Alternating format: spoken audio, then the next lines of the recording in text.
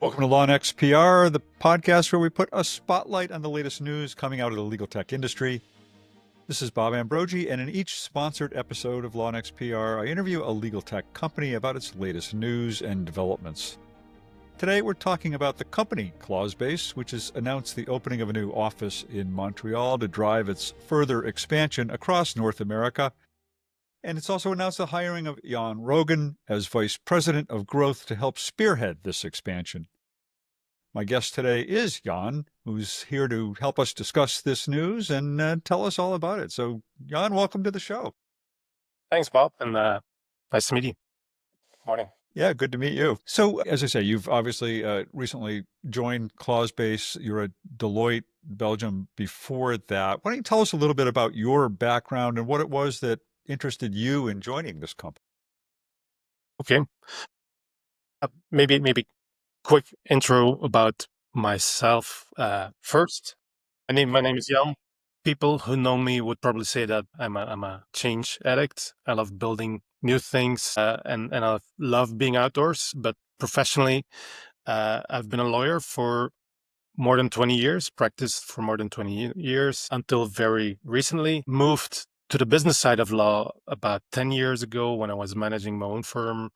Then moved to Canada because found out that as a lawyer, you're not trained to do business. So I thought it would be interesting to know and learn a little bit more about change and entrepreneurship and management and innovation. So I went to Queen's University in Kingston, Ontario. We stayed there for a couple of years. Then during COVID, moved back to Belgium, where I joined Deloitte, Deloitte Legal. At Deloitte, I have been building the legal management consulting and legal managed services business in Belgium in close collaboration with the rest of the network in the UK, the US, the Netherlands, Italy. And I also took on a role as GenAI leader for Deloitte Tax and Legal in Belgium, where we work on strategy, governance, compliance with, of course, a lot of red tape and meetings internal, but also like some very tangible AI extraction and knowledge management data projects. And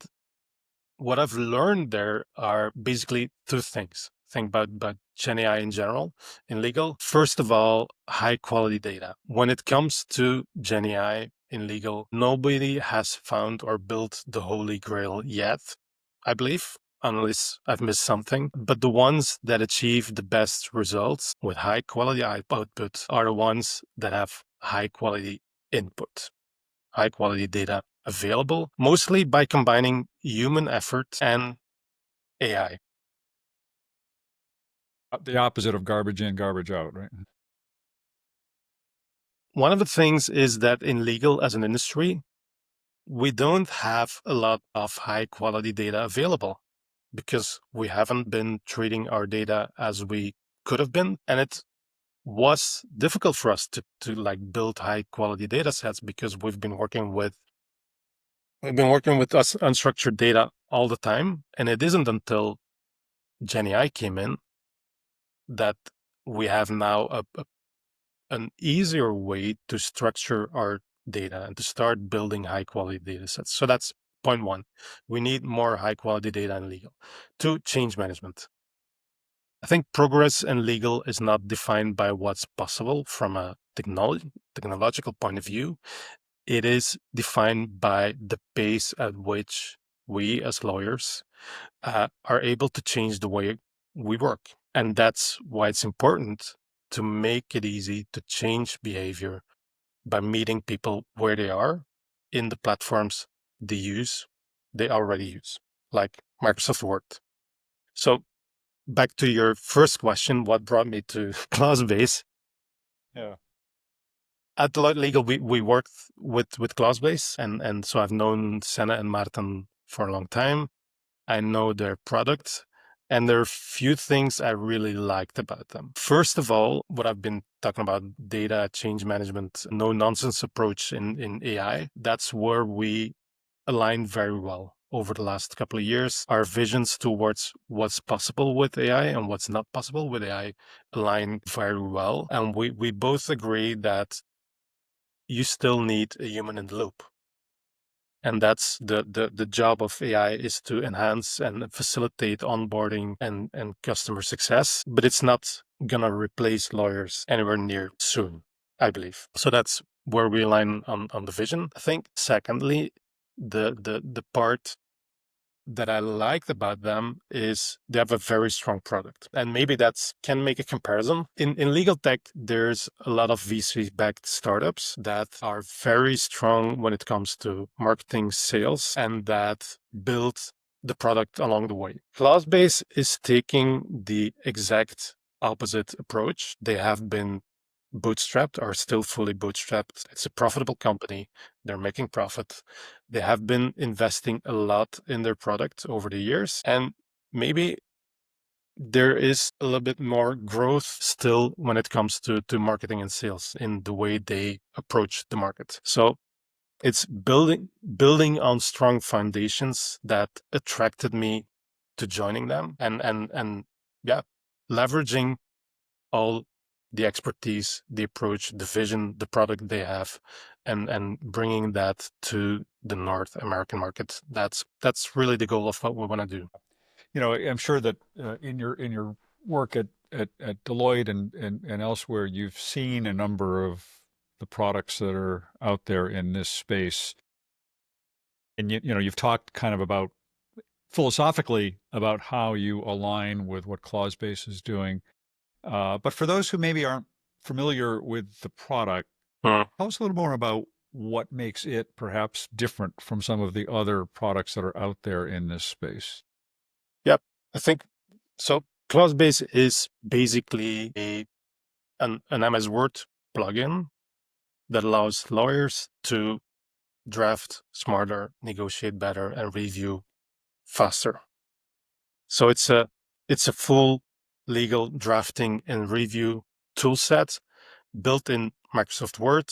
So it's meeting the lawyers where they work, and it is different in the way that it is more than a GenAI wrapper. It combines human effort, human real life knowledge management with traditional AI and with GenAI, because we believe that gives you the best output.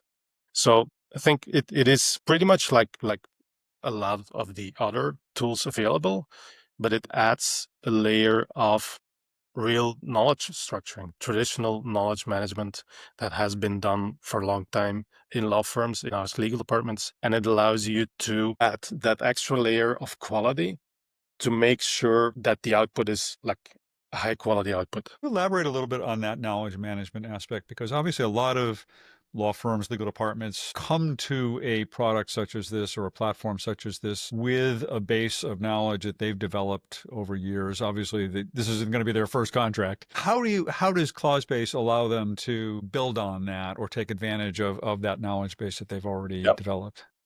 I think almost pretty much 10 years ago in my own law firm that I had at the time, where that was growing quickly, we wanted to do knowledge management. And then we ended up with Litera Clause Companion at the time, where we manually entered all the clauses that we were using, and we built like a manual clause database.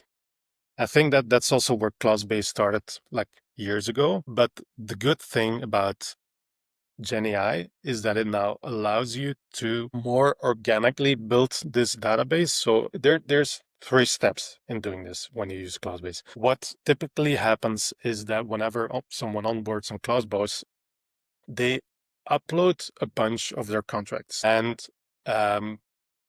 what then happens is that you start looking in these contracts. It's called the truffle hunt. So it's a little sign of a piggy that goes to look for truffles in your contracts. And what happens is people start digging for relevant clauses in the documents that you have uploaded. And whenever there's something that's good enough to get into the quality library, you send it to mostly senior lawyer in the team, who's the curator or the knowledge management lawyer, and they add it to a quality library.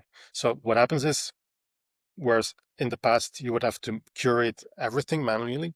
Now you can look for relevant clauses and just send them through, which very much speeds up the process of building these high quality libraries. So that's yeah. The truffle hunt analogy. I'm gonna use that at some point.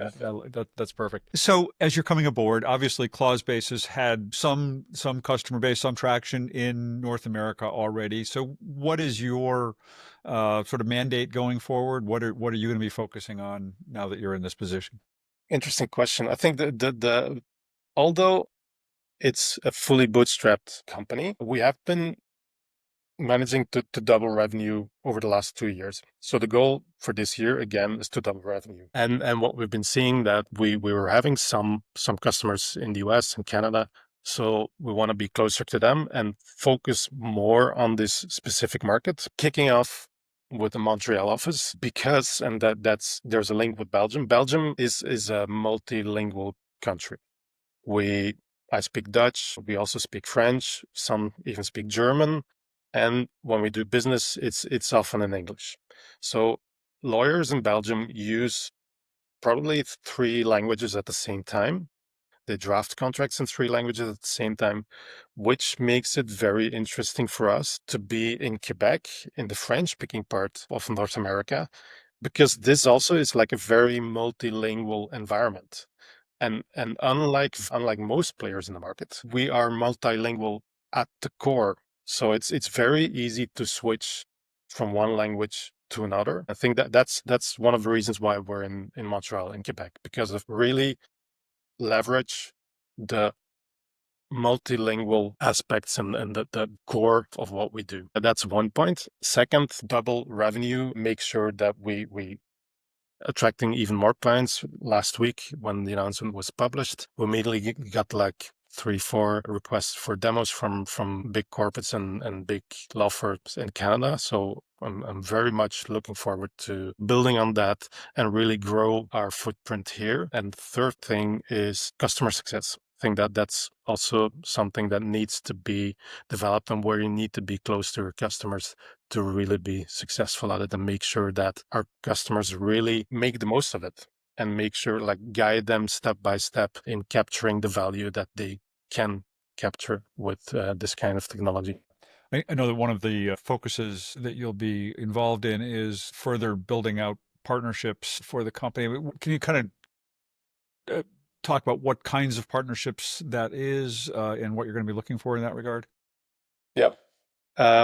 It's still very early days, so it's maybe difficult to like really nail it there. But I think that one of the most important things is partnering with the bar associations. That's something where, like, our first step is partnering with bar associations, with local tech and startup organizations. That's the very high level approach that we're taking. And secondly, drafting is often part of a larger contract management process, but contracts that need to be managed. So that's definitely one of the typical natural partnerships where we look into, is partnering with contract management tools that maybe don't have the full drafting tool set. So that's where we can work together and go to market together with some of these players. We're just about out of time here. Anything else that you'd like to point out or say before we wrap this up? No, I think we're good to wrap it up. And thanks, Bob, for having me. And let's talk soon. All right. Well, thank you for doing this, and congratulations. I'll look forward to following how it evolves for you. Good to see you. Thank you very much. All right. That's it for today's episode. If you enjoyed it, please subscribe wherever you get your podcasts or on YouTube at LawNext_PR. You can also find all of these episodes in the LawNext Legal Tech directory under the Resources tab. This is Bob Ambrogi. Thanks for joining us today.